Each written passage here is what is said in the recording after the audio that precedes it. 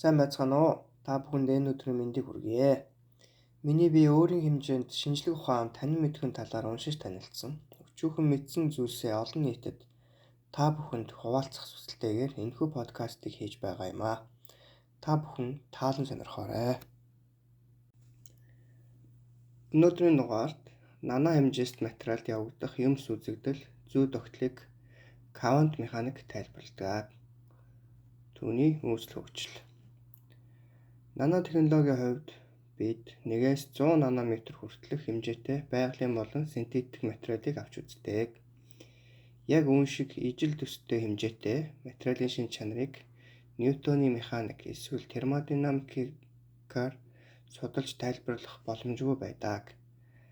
Заримдаа бид шууд квант механик, заримдаа хатуу биеийн физик, хатуу биеийн химийн сэдвээр дамжуулан төрөл бүрийн нано хэмжээст материалд явагдах юмс үзэгдэл шин чанарыг тайлбарладаг.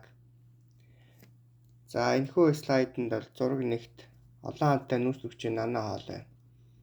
Тэм зургийг харуулсан байна.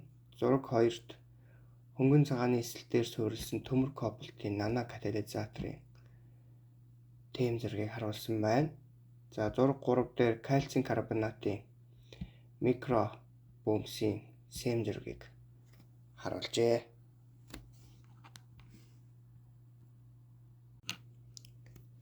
Квантын 90 үеэс өмнөх онолын суур ойлголтууд. 1669 онд Ньютон гэрэл бөөмлөх шин чанартай. Гэрлийг гэрэлтэгч биеэс гарч шулуун шугамын реактороор нисч буй бөөмсийн урсгал гэсэн онолыг дэвшүүлж байжээ. 1690 онд Хьюген гэрэл долгионлог шин чанартай. Гэрэл бөмбөлөг гадаргуугаар тархах бөгөөд усанд чулуу хаяхад усны мандалд долгион үүсдэхтэй төстэй гэсэн тайлбар өгч онолыг дэвшүүлсэн. 1860 онд Кирхгоф болон бусад эрдэмтдийн хамт хар биеийн дулааны цацрагалтын талаар судалж байжээ. 1803 оны үед Юнг гэрэл долгионлог шин чанартай гэдгийг давхар завсрын туршилтаар нотолж харуулсан. 1887 онд Хенрик Херц цахилгаан соронзон цацрагийг бүртгэж нээж илрүүлсэн байна.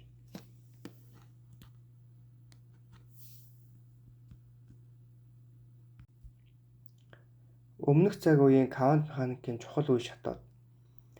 1901 онд Макс Планк дулааны цацрагалтанд квантлагдсан бөөмлөг шин чанартай гэж үзэж хар биеийн цацрагалт дахь энергийн түгэлтийг туршилтаар харуулж байсан. 1905 онд Эйнштейн фотоэлектроны эффектийн онолыг нотолж харуулсан байдаг.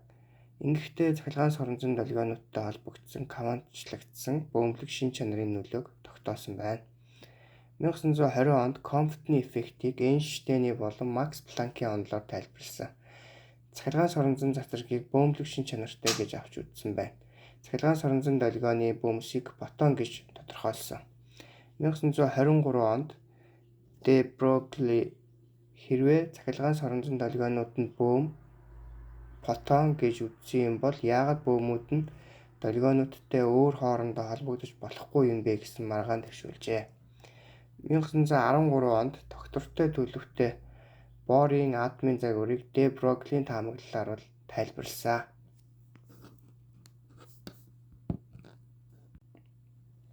Орчин үеийн квант механикийн эхлэл. 1925 онд Heisenberg матриц механикийг танилцуулав. 1926 онд Шрёдингерийн тэгшлэглэн Де Броглийн таамаглалын үндэс суурьд ихээхэн түлхэж өгсөн.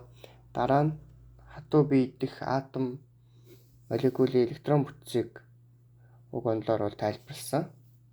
1927 онд Дэвисон Гермер нар электронууд дифракцлах боломжтой гэдгийг харуулсан. Юнгийн давхар завсрын туршилтын аналог олон завсарт тогтмол зайтай атомууд бий болсон байсан. 1928 онд Heisenberg тодорхойгүй зарчмын онолыг дэвшүүлж нотолсон. Дээрх зүйлсүүд орчин үеийн квант механикийн эхлэлийг хураангуйлан товч харууллаа.